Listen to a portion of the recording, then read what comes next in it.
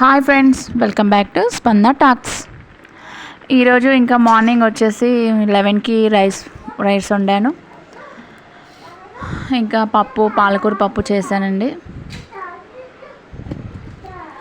ఈ పాలకూర పప్పులో నేను ఎప్పుడు ఒక్కొక్కసారి ఉడకబెట్టినప్పుడు కుక్కర్లో వేసేటప్పుడు ఆ పై మూతకి విజిల్ వస్తుంటే పప్పు అంతా మూత మీదకి వస్తూ ఉంటుంది. సో దానివల్ల నేను ఆ ఆకుకూరలో ఆయిల్ వేసానండి, 1/2 స్పూన్. అలా ఆయిల్ వేసామనుకో మనకి పైకి పొంగదు, మూత మీద మొత్తం పప్పే పొంగదండి, చాలా నీట్గా ఉంటుంది. సో టేస్టీ కూడా ఉంటుందండి. సో ఈవినింగ్ వచ్చేసి ఇంకా చాయ్ చేసుకున్నానండి, టీ తాగాను.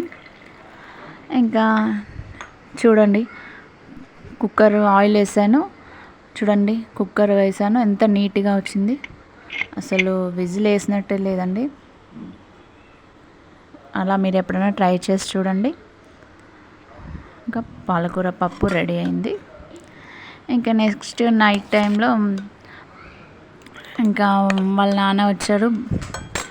ఇక రియాన్ష్ నేను భోజనం వడ్డిస్తాను అన్నట్టు కూర్చున్నాడు, వాళ్ళ నాన్నకి వడ్డిస్తున్నాడు. సో ఇది ఇవాళ వీడియో. మళ్ళీ నెక్స్ట్ వీడియోలో మళ్ళీ కలుద్దాం. Thank you, bye.